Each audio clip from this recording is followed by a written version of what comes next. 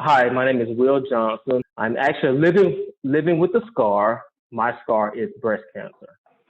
I was born and raised in Riverview, where Priscilla Johnson and Willie B. Johnson raised me. And probably a few years ago, my scar was that my mama was diagnosed with breast cancer. I was living in Kennesaw when we first found out. She basically gave me the news. It was a few months before I was actually getting married, which was hard. When we first got the news, it was like something just hit me in the stomach. We both were scared. We both were scared, but I was trying to stay strong. Didn't know what to do, didn't know who to turn to. All I started doing was Googling. A lot of times I couldn't tell her what to do or how to feel because I never been there. I never had it. That's what made your organization so effective. You can talk to it because you've been there before. Other people have been there before. So, hearing it from somebody that's been there before and have been through it, it's a lot easier for you to receive than it coming from somebody that you don't really know what I'm feeling. And I Right. know a lot of times she was thinking that in the back of her mind, like, okay, it's easy for y'all to say, but it's hard to do. I mean, it was like every time. I mean, I keep every time the phone rang and it was for You somebody that were was just from the nervous. family. Right. I was nervous. I was afraid. I answered the phone, but I'm not. I was afraid to answer the phone. Like I didn't want to hear the news. I was actually at the barbershop getting a haircut, and my dad called me. He said, "Your mom just passed." I mean, it took it took a minute. I was sitting in the parking lot for a while, just kind of crying. Just my mom and dad. That's really all I. I just think this is all I got. My mom and my dad. I don't have no siblings. It's just like now you want to gravitate and just hold on tight to my dad. Like, okay, I can't lose you too. Just it was rough. It was, and honestly, for me having two small kids Mm-hmm. in a demanding job, honestly, I don't think it's been a few years. Honestly, I still don't think I've really fully processed it like I should because I'm always being poor. It's like I never with small kids, they need so much. Demanding job, that's pretty much almost 8 to 10 hours a day. So at the end of the day, I'm tired. I'm exhausted. I mean, my mom pictures like is in my living room. I couldn't even look at that picture for a few months because I was afraid that I was just gonna break down and start crying by looking at that picture. Looking at that picture.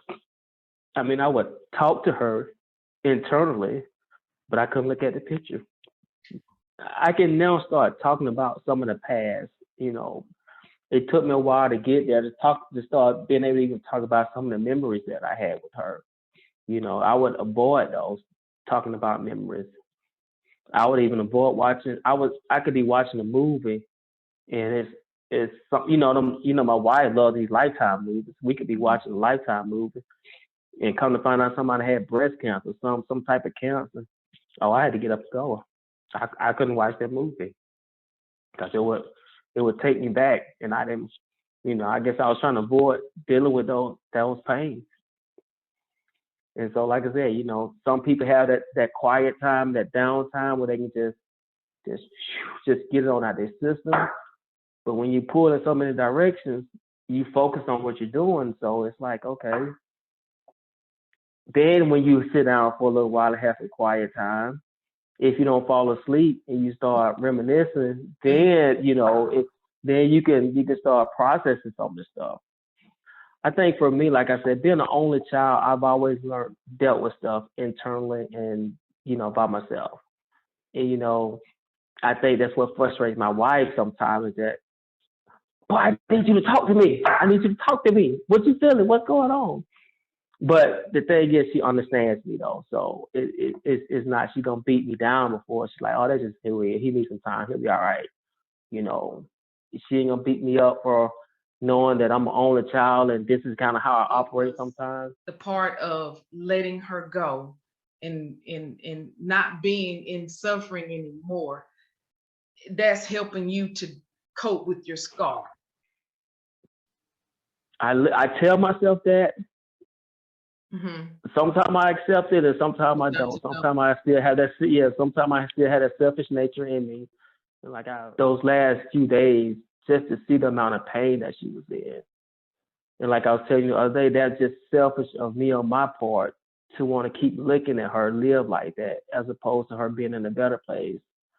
You know, living a glorious life now, and looking down on us. That so Because yeah. you And, can't.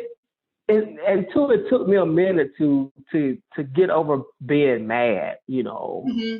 and I caught myself. I had to catch myself too about after the loss, just getting agitated about every little thing, going off on the kids or maybe getting smart with the wife or something. But it was just more that I was kind of taking some of my frustration and anger out on them, and Oh, it took me a while to realize that hey, I'm mad with the wrong people. I need to kind of back up and get that under control. So it took me a while to start kind of calming back down, and I think that was part of the healing process. Also, just being angry that she's gone and she's not here. So